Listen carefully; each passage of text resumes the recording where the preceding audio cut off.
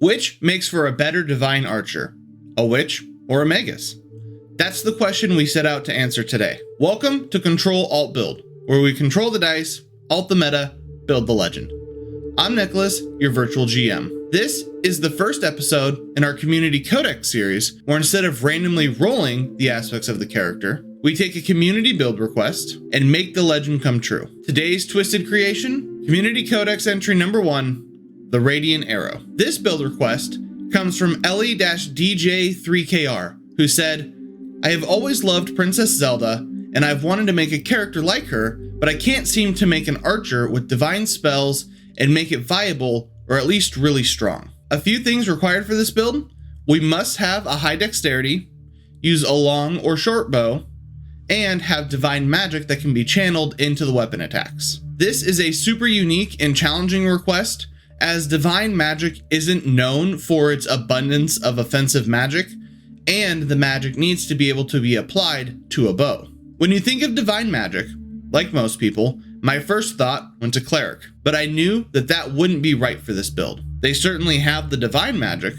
but most clerics aren't running around with a bow, let alone imbuing magic into them. Fighters clearly have the bow aspect down, being the only class that provides legendary weapon proficiency, but they aren't running around with divine magic, let alone imbuing their bow with it either. So with the obvious choices unavailable, that led me to the unobvious choices, which is what brought us to these two builds. The fundamentals of these builds are very similar, and a lot of the choices made between the two builds will be the same. However, there is a significant difference in the playstyle and fantasy of each one, so stick around, because at the end I'll be asking you to choose which divine archer truly hits the mark. A quick note, typically my builds don't take the rarity of a selection into consideration. However, with community requested builds, in order to keep the build as close as universally accepted as possible, I will be restricting myself to uncommon and common rarity selections unless an exceptional need arises. With that out of the way, let's build the legends. As I mentioned before, both of these builds share a lot of the same selections. In fact, it would likely be more appropriate to say that these are two variations of the same build. So let's go over the commonly shared character aspects. For ancestry, we went with an elf. Elves have 6 hit points, are medium sized, with a speed of 30 feet.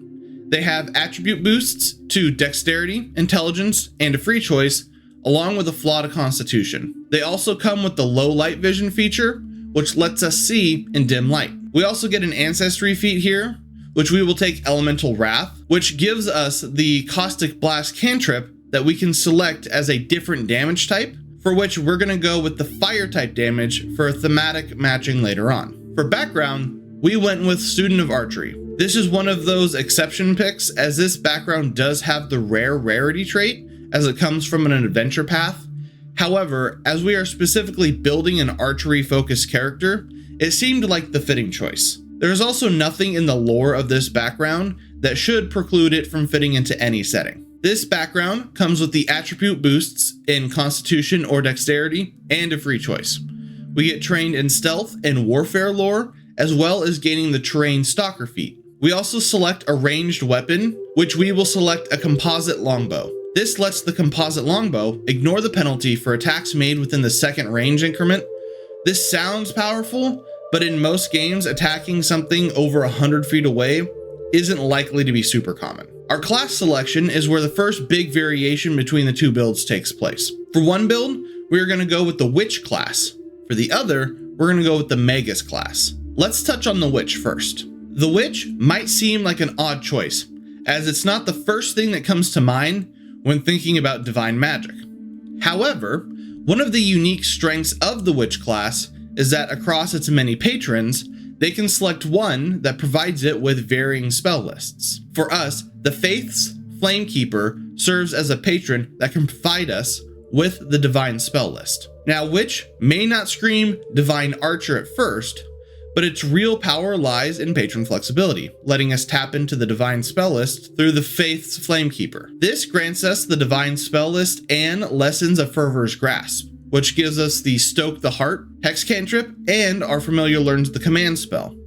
We also gain the ability familiar of Restored Spirit, which when we cast a hex, one creature within 15 feet of our familiar gains temporary hit points equal to 2 plus half our level until the start of our next turn. While typically these features are very important to a witch, for this build, aside from the spell access, we're going to largely ignore the witch's core class features in favor for archetypes. Now, let's visit the Magus. The Magus likely seems like a more regular choice than the witch does, and that's because the Magus is known for being able to imbue arcane magic into their weapon attacks with the spellstrike feature, providing that magic-powered weapon attack fantasy. We select the hybrid study here, and we're going with Starlit Span. This is the only real choice for us, as it's the only study that allows us to use a ranged weapon with the spellstrike feature. Otherwise, we'd really struggle with the imbuing, making it into a weapon fantasy that we are going for here. Now you might be thinking, okay, that's great and all, but the build wanted divine magic, not arcane, so why the Magus? And the witch, while having divine magic, can't imbue magic into weapons, so how do either of these work? Well, to answer that, we need to circle back to our elf ancestry selection. Every ancestry has a heritage, and for our elf, both versions take the ancient elf heritage. This lets us take a multi-class dedication feat at level 1 for a class other than our own. Our witch will be taking the Magus multi-class dedication, while our Magus will take the witch multi-class dedication. This is where the two variations of the same build concept comes into play. Before we get into our somewhat complicated spellcasting setup, let's take a quick look at our attribute scores and skill trainings.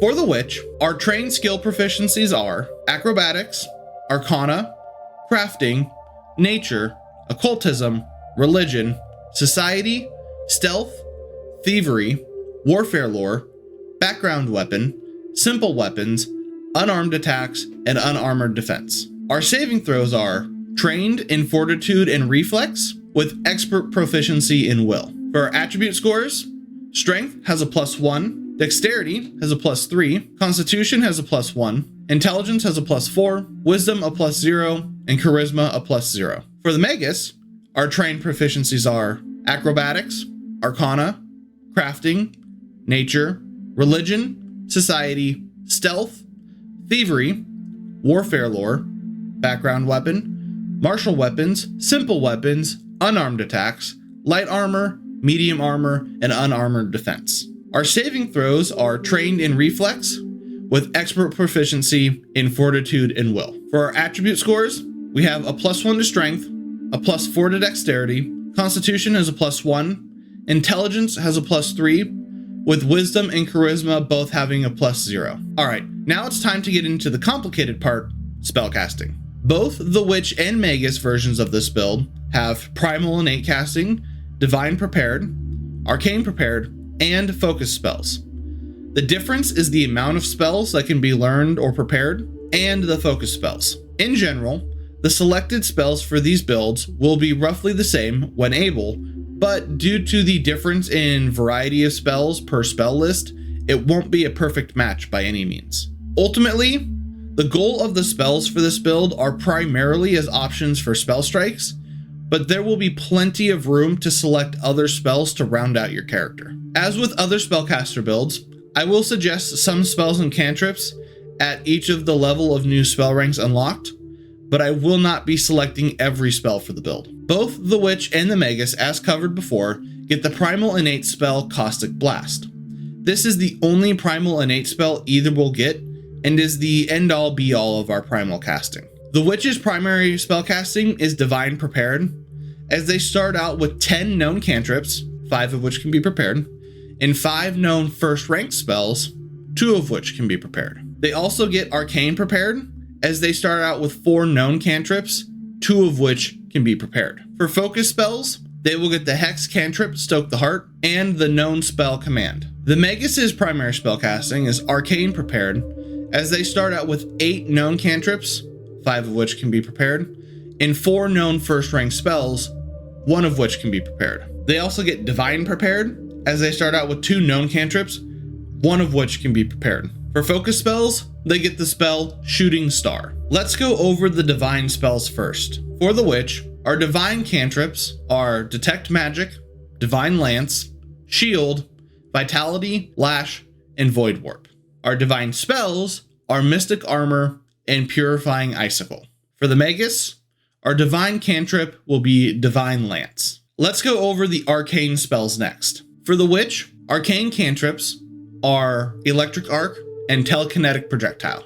For the Magus, the arcane cantrips are Electric Arc, Telekinetic Projectile, Shield, Slashing Gust, and Detect Magic.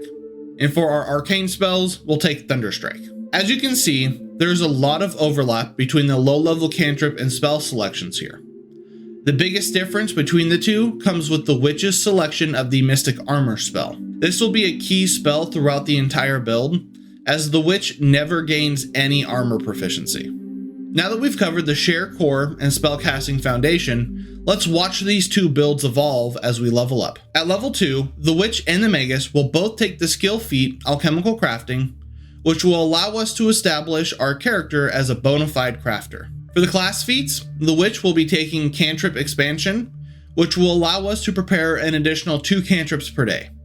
Perfect for expanding our versatility. The Magus will be taking the Expansive Spellstrike class feat, which will let us use spells with a burst, cone, or line with our Spellstrike feature, no longer limiting us to single target selection spells. It's a different kind of versatility, but a vital one, expanding our Spellstrike options dramatically. The Witch and the Magus will both be taking the same general feat here at level 3 in Incredible Initiative, which gives us a +2 bonus to our initiative rolls. As a spellcasting archer, being able to move before the enemy is a valuable tactic. They are both also going to bump their stealth proficiency, going from trained to expert. The Witch gets access to 2nd rank divine spells here, and this is a flexible spot. Choose a divine spell that suits your playstyle or campaign needs. The Magus gets access to 2nd rank arcane spells, and we're going to grab Sudden Bolt. Sudden Bolt is a staple for high burst damage, ideal for delivering knockout spell strikes. Coming into level 4, the Witch and the Magus are both going to grab the skill feat Speciality Crafting with a focus on alchemy. This pairs with our alchemical crafting feat taken earlier and continues to cement crafting as a key part of our characters. The Witch is going to pick up the class feat Spellstriker. Until now, our Witch couldn't imbue spells into their bow attacks. Spellstriker finally fixes that, even if it's with a more limited recharge mechanic. This will be one of the key differences between the two builds. The Magus is going to pick up the class feat Basic Witch Spellcasting. Just like the Witch had a large glaring flaw, the Magus has one of its own with the lack of divine spells to use with Spellstrike. Basic Witch Spellcasting patches this by giving our Magus a taste of divine magic. We grab Purifying Icicle here to stay on theme and deal radiant style damage. So far, which version are you leaning towards? The divine focused Witch or the arcane powered Magus with a divine twist? Drop into the comments. I want to see who's winning. Level 5 brings with it a nice boost in power. The Witch boosts Strength, Dexterity, and Constitution by 1 with a partial intelligence increase. The Magus boosts Strength, Constitution, and Intelligence by 1 with Dexterity getting the partial boost. Both builds are going to increase their crafting to expert proficiency and gain the Ancestry feat Nimble Elf. This increases their base speed by 5 feet. Being an archer means keeping your distance, and being able to move faster than everyone else certainly helps accomplish that. The Witch picks up Chilling Darkness for ranged cold damage and Holy Light for ranged fire damage, embracing the duality of light and dark. The Magus is going to get a skill proficiency with athletics going from untrained to trained. They're also going to select the Crashing Wave, an excellent cone spell that synergizes with their newly expanded Spellstrike option. At 6th level, both the builds are going to take the skill feat Magical Crafting. This allows us to start crafting magical items, which is a big boost to our crafting opportunities. Just like the Magus did, at level 2, the Witch now catches up by picking up Expansive Spellstrike via basic martial spellcasting, finally letting their spell strikes splash into the AoE territory. The Magus grabs the class feat Striker Scroll. This grants us the ability to attach spell scrolls to our bow and use that scroll in place of a spell slot when using our Spellstrike. This helps provide some extra spell coverage to make up for that much smaller magic pool that the Magus has in comparison to the Witch. They are also going to get access to a second rank divine spell slot.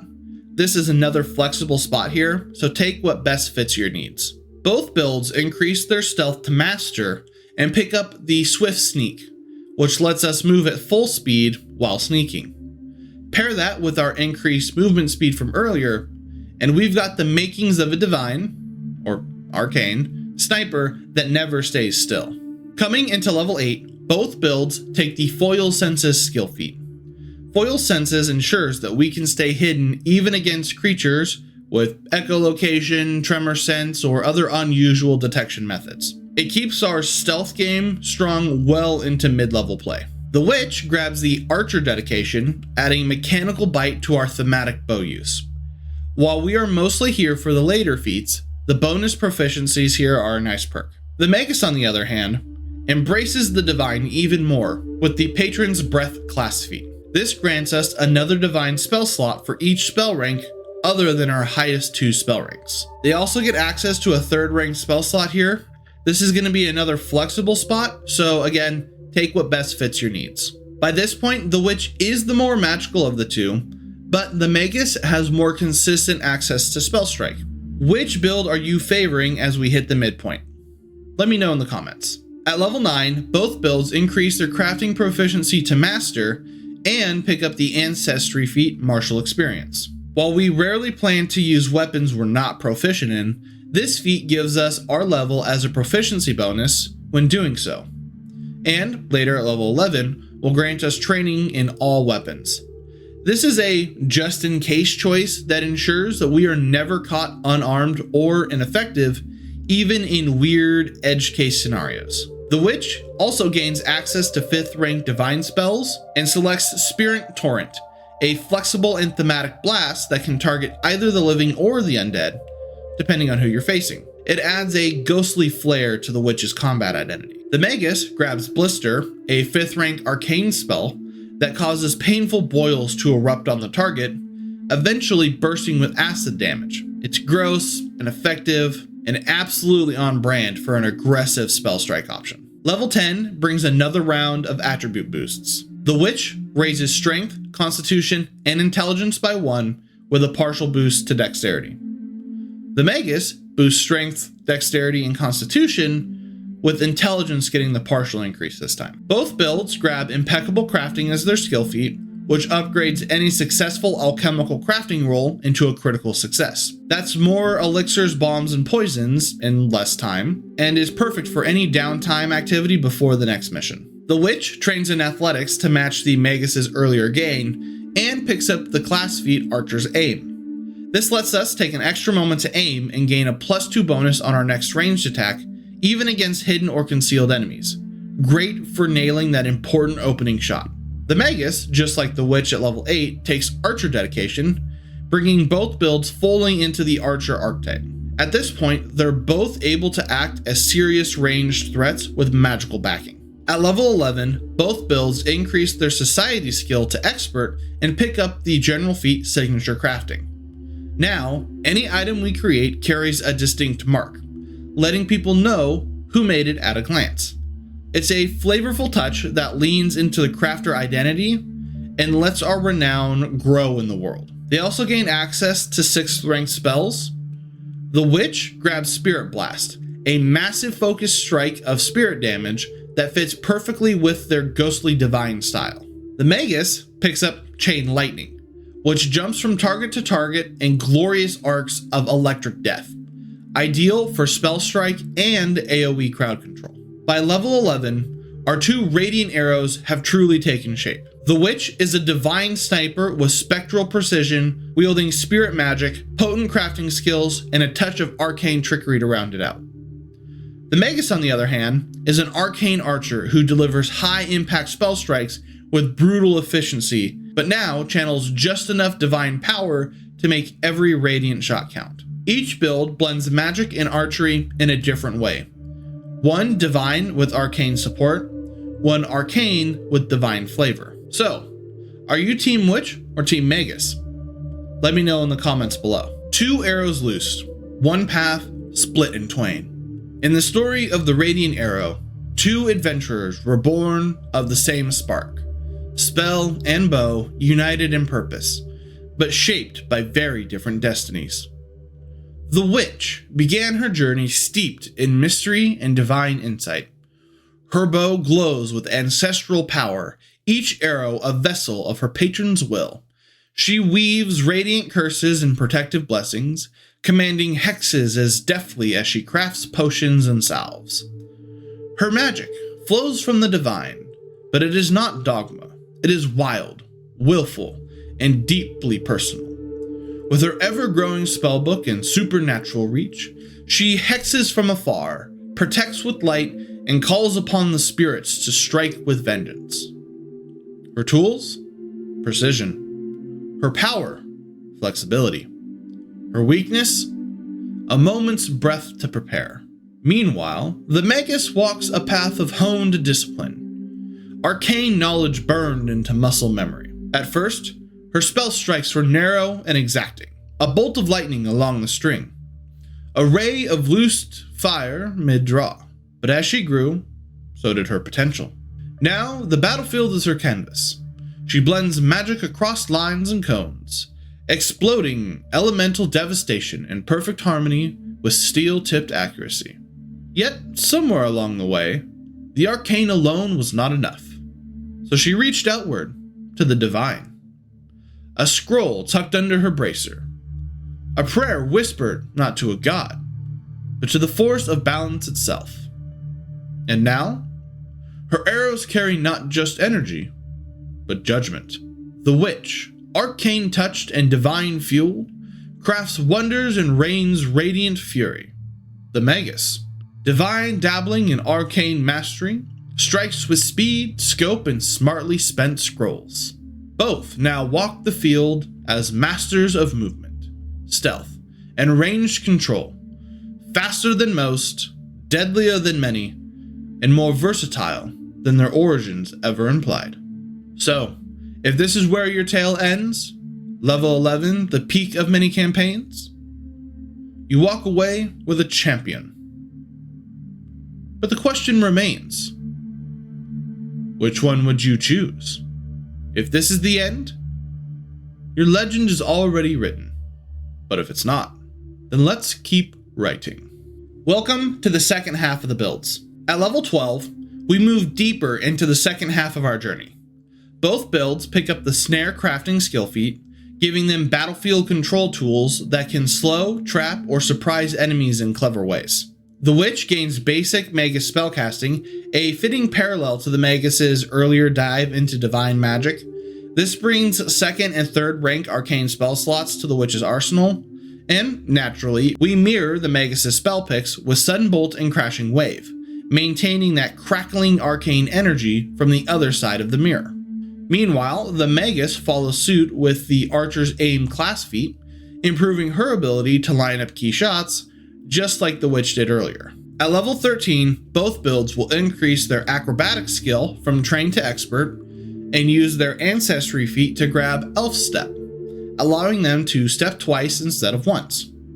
It's always nice to have additional means of creating space when you need it. The Witch gets access to 7th rank divine spell slots, but it's another flexible spot, so pick what works best for you. The Magus gets 7th rank arcane spell slots here, which we grab Beheading Buzzsaw. It's a brutal and gruesome arcane executioner's blade, made even deadlier when launched from a spellstrike. Coming into level 14, both builds are going to improve their crafting once again with the skill feat Quick Repair, allowing for repairs to be made in a pinch out in the field. The Witch is going to keep with the quick pace and gain the class feat Quickened Casting, which lets us cast our lower ranked spells with less actions once per day.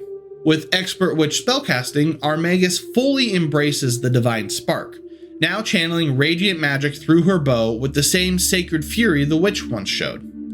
This grants the Magus with 4th and 5th rank divine spells, Radiant Beam and Spiritual Torrent, just like the Witch before them did. Level 15 brings another round of attribute boosts. The Witch gets +1 boosts to Strength, Dexterity, and Constitution, with Intelligence getting a partial boost. The Magus gets +1 boosts to Strength, Constitution, and Intelligence, with dexterity getting the partial boost. Both gain legendary proficiency in stealth and take legendary sneak, allowing them to vanish from perception itself, slipping through enemy lines unseen like whispers on the wind. The witch gets access to 8th rank spell slots, 8th rank divine spells taking Spirit Song, unleashing a piercing cry from beyond the veil, damaging all that's caught in its haunting cone. The Magus increases its occultism skill from untrained to trained, and gets access to its own 8th rank arcane spell taking Boil Blood. With Boil Blood, the Magus sets her enemies' veins alight with molten agony, a gruesome arcane punishment. Both builds grab the same class feat and skill feat here at level 16, with Double Shot and Inventor respectively. Double Shot arms us with rapid fire precision, 2 arrows loosed in the space of 1 breath, overwhelming our enemies before they react with a minor penalty. With Inventor, we become more than just crafters, we're visionaries, dreaming up magical innovations between battles and leaving our mark on the world. Both builds are in unison here coming into level 17, with both increasing their crafting skill to legendary proficiency and taking the ancestry feat Elven Lore, which grants them legendary proficiency in elf lore, as well as training in survival and diplomacy. The witch gains access to 9th rank divine spells, which is going to be another flexible spell slot. The Magus gains access to 9th rank arcane spells, taking Massacre. Massacre is the Magus at her most terrifying. Blades of energy tear through the battlefield, leaving ruin in her wake. They also get the 6th ranked divine magic here with Spirit Blast. The Witch and Magus show off their legendary crafting skills here with Craft Anything. Our legends are becoming mythic smiths, able to conjure magic arms, impossible potions, and legendary items that defy the limits of tradition or blueprints. The Witch increases her archery skills here with the class feat Triple Shot.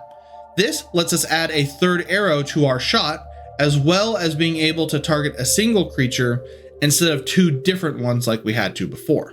The Magus takes a final dive into divine magic with the Master Witch spellcasting class feat, granting them access to even higher level divine magic, including being able to take a 7th rank divine spell here, which will be a flexible spot, so take what you need. Level 19 brings Quiet Resilience.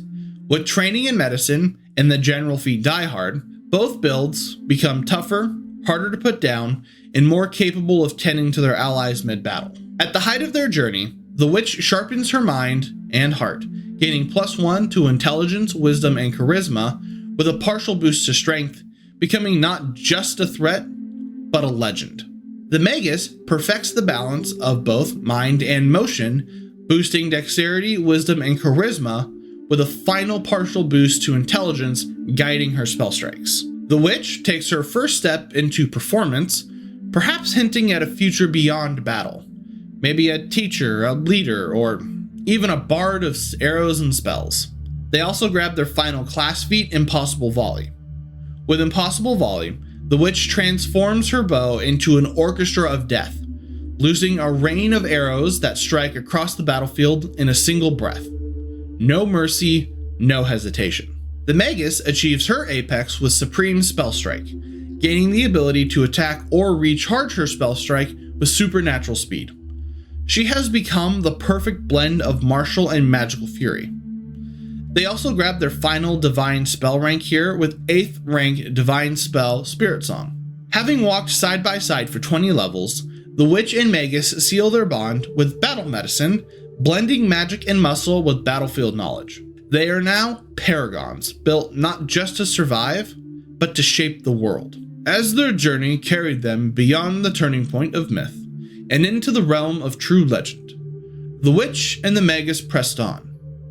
Archers with hands of steel and hearts lit by spellcraft. The Witch, already a master of divine might, began to weave arcane knowledge into her growing tapestry of magic. With bolts of lightning and waves of force, her arrows now sang with the powers once reserved for the Magus alone. Her connection to the spirit world deepened, letting her voice summon torrents of ancestral wrath, or soothe the wounded with radiant hymns. And with each passing trial, her grip on creation tightened, crafting, inventing, and reshaping the battlefield itself. Beside her, the Magus walked a mirrored path. Once a weapon of arcane destruction, she now bore divine light in her quiver.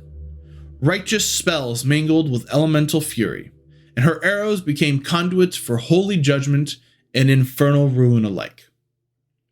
While her pool of magic remained finite, each spellstrike became a calculated detonation, a precision blend of might and miracle. Scrolls shimmered on her bowstring. Her steps whispered divinity. She was no longer merely a warrior scholar. She had become a vessel for something greater. Together, they learned to vanish into shadow and walk among their enemies unnoticed. No fortress was too guarded, no path too treacherous. They moved with impossible silence, striking with speed and vanishing just as quickly, leaving only the echo of string and spell in their wake. Craftsmanship remained their shared obsession. Their hands, once calloused by arrow fletching and spell binding, now conjured wonders, tools bent to their will. Magic items sprang to life as if eager to serve. They repaired the broken and invented the new, each creation a signature of their legacy. Who made this? People would ask in whispered awe, and the answer was always the same. She did. They did. Their archery evolved from deadly precision to battlefield artistry. Arrows came in pairs, then in threes, then in volleys that blotted out the sun. The witch's every release a spiritual judgment. The Magus's every strike a test of arcane balance tempered by holy fire. They became the eye of the storm in every conflict, one holding divine clarity, the other wielding arcane discipline tempered by sacred purpose. And now, at the peak of power, there is nowhere left to climb. The journey ends not with a single arrow loosed, but in a legend etched into the world. Two paths walked in tandem, two masters of bow and spell whose names will be spoken in awe. There we have it, two powerful magic-wielding archers who storm the battlefield with divine might and precision. But the question remains, who is the better divine archer? Is it the witch, with legendary proficiency in all of her spellcasting, commanding a staggering 10 cantrips and 30 prepared spells each day? She's steeped in the archer dedication with 4 feats to show her depth of bow mastery. Her spells hit harder, and her magical breath is unmatched, though she lacks the martial finesse and durability of her counterpart. Or is it the Magus, a spellstrike savant who can unleash arcane and divine fury every single round, not once per counter like the witch, but again and again, turn after turn. She's tougher, more resilient, and though she prepares fewer spells, 6 cantrips and 18 prepared spells, her control over her spellstrike makes her a force of consistent pressure. She only has 2 archer feats, but what she gives up in breadth, she gains in tactical dominance. The witch, a glass cannon, supreme versatility, and sheer magical force. The Magus, relentless striker, durable frontline, efficient and deadly. So, which one would you take into the fray? Let me know in the comments who wins your vote for the ultimate divine archer. At Ctrl+Alt+Build, we don't ignore the dice, we embrace them. We don't reject weird combos, we celebrate them. Every build here is made to surprise your GM, delight your table, and spark stories only your group could tell. If this build inspired you, or even just made you laugh, drop a like, hit subscribe, and share how you'd run the Radiant Arrow at your table in the comments below. And if you want to see a halfling exemplar who challenges the gods themselves with a storm of throwing knives, click that video over there. Until next time, control the dice, alt the meta, build the legend. I've been Nicholas, your virtual GM. Thanks for watching.